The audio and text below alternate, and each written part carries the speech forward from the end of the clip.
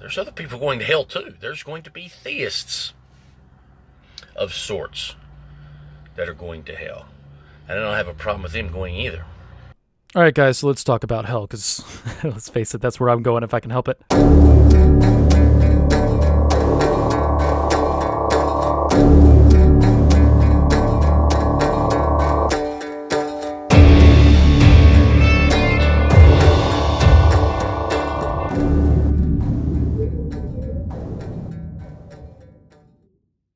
So the first thing I'm going to say is that generally polytheists don't have like this punishment style sort of hell based on belief.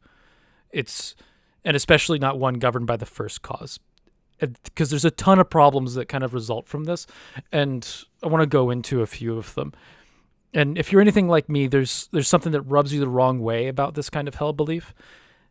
And it's a little unnerving that like Christians that believe that their God is justified in sending you to a spiritual holocaust of his own design. So, let's explore these concepts a bit. So Christians have a lot of ideas about how they approach hell. And the first one is really simple. It's just separation from God. Really straightforward. Another one is temporary punishment. And the last one is eternal damnation. Now, there's some variations on these things, but these are the three main ones that you usually run into when you're talking to Christians. All right, let's talk about the first one, and that's separation from God. It's simple, it's straightforward. If you're not with God, you're in hell. And all of you dirty atheists and pagans are currently in hell because you aren't a Christian, and therefore you are without God.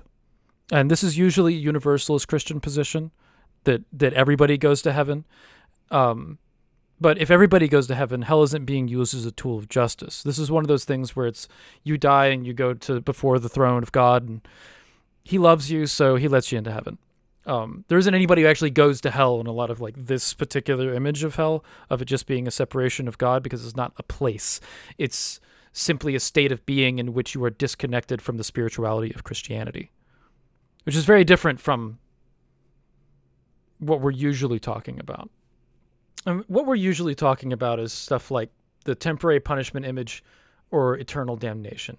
And these both see hell as a place of torture and obviously damnation, gnashing of teeth and all that. And both are used as this element of justice in the faith. Now, temporary punishment attempts to reconcile the issue of punishment fitting the crime. It supports the idea of that like no finite sin is great enough for an infinite punishment where you just go to hell forever. But proponents of eternal damnation say, no. Instead, any sin, though it may be finite, is a sin committed against an infinite being. And therefore, all sins are infinite. Like you stubbed your toe and you said, God damn it. Like I just sinned right now. That was an infinite sin. I now deserve hell for all eternity for that particular moment that I just had right there. So none of this is really like, shit, are you kidding me? I'm going to turn off my phone. Fuck you, boy. So none of this is really outlined in the Bible, mind you, aside from Jesus talking about cutting off your body parts in order to avoid eternal damnation. But that's neither here nor there. What I'm interested in is how the justice part works. And the whole idea of hell is that it serves justice, and God is a just God. Now, a huge problem with like determinist Christians that believe that the future is set, is they can't explain how we're actually responsible or more responsible for our choices than God. So let's go through a couple of premises here. Premise 1, determinism is true. Premise 2, God is omniscient. Premise 3, God knows the future, knows the exact future. And this follows from 1 and 2.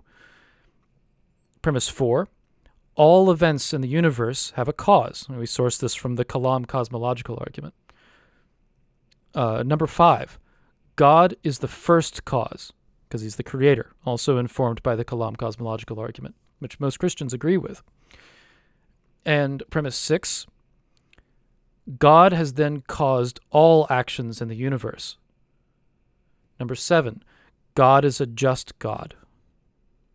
Number 8, A just God sends only those who are responsible for sin to hell. And here's the conclusion. Therefore, God is the only one who needs to go to hell. And you know what, really, think about it. Because who's responsible? Is it the humans in the universe that are just going about their actions?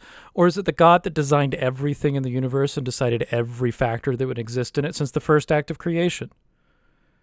Like, at that point, every single horrible thing, every single horrible action that's happened in the universe, and there's a lot of them, think about it, everything falls squarely upon God. He's the one who is responsible, because he's the one who made the first decision. If everything follows from the first cause, he's the one who decided how the first cause would go about, and that ripples across the universe with every single action that has taken place. So the way that you avoid going to hell in Christianity is through this Jesus guy, right? And I have to raise the question, why are we asking for Christ's forgiveness if we're not the ones that are responsible? God is the one who should be asking for that forgiveness. All responsibility falls upon him. He's the one who decided how that first action would take place, and therefore, in a determinist worldview, everything is his responsibility. All this bit of us asking for Christ's opinion shouldn't even be a thing, unless, of course, we have an unjust God. But what happens then? Now God is imperfect, immoral, and by his own standards, he's the one who needs to go to hell. So Christians that believe in this deterministic Calvinist system worship a monster. And they just believe that he's on their side, so they're happy about it.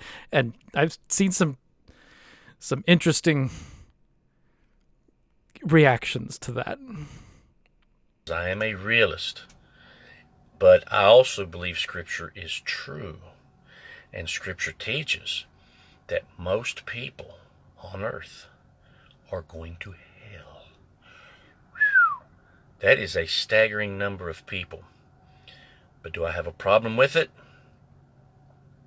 Let me think for a minute. Actually, it's not even going to take a minute. It's going to take about 2 seconds. I don't have a problem with it.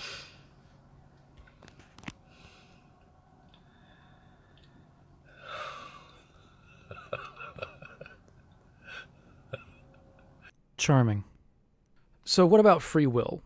Does free will fix anything? And the answer is, well, not really, not if you're a Christian. And this gets into a little bit of Christian theology that's really interesting to me, because no Christian really believes in free will unless they also hold that they can surprise God. And there's a lot of them don't do that. They won't accept that because that sacrifices God's omniscience. If God doesn't know what they're going to do, then, oh boy, suddenly he's not omniscient anymore. He's not God. There's a lot of dominoes that fall.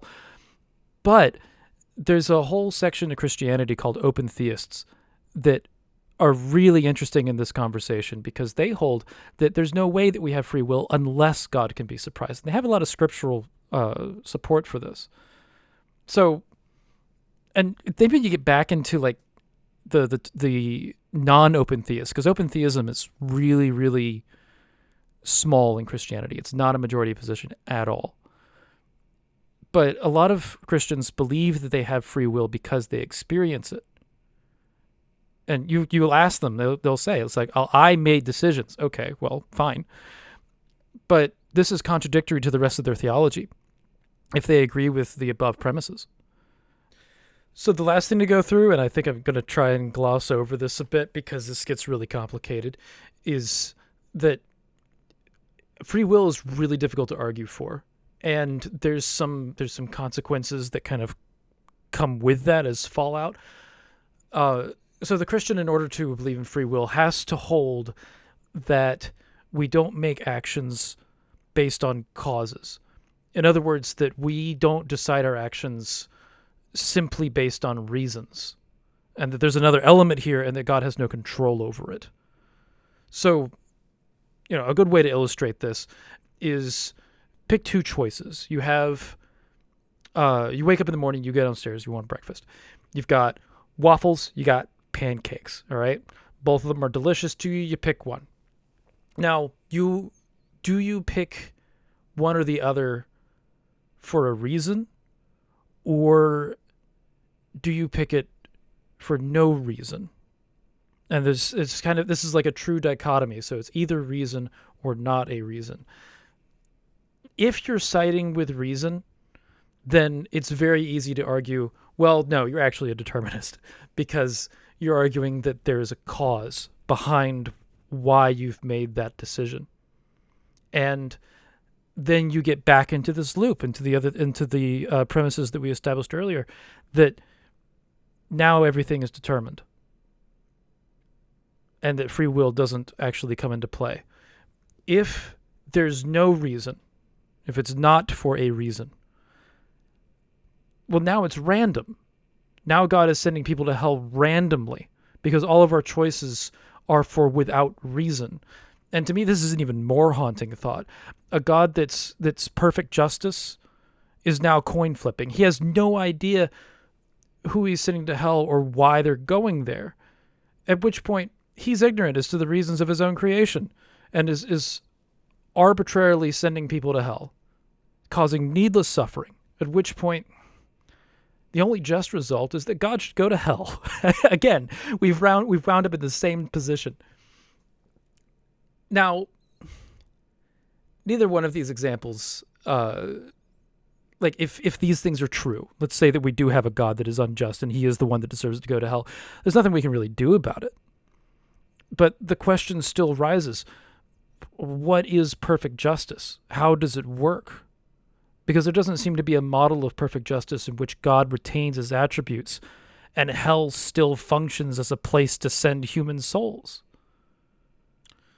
So finally, I want to pass the question off to you. Do you agree with this criticism? Is there something that I'm missing? I've always found this to be a really interesting theological puzzle, and it's got some serious consequences. So I definitely want to hear y'all's thoughts. So put them in the comment section down below.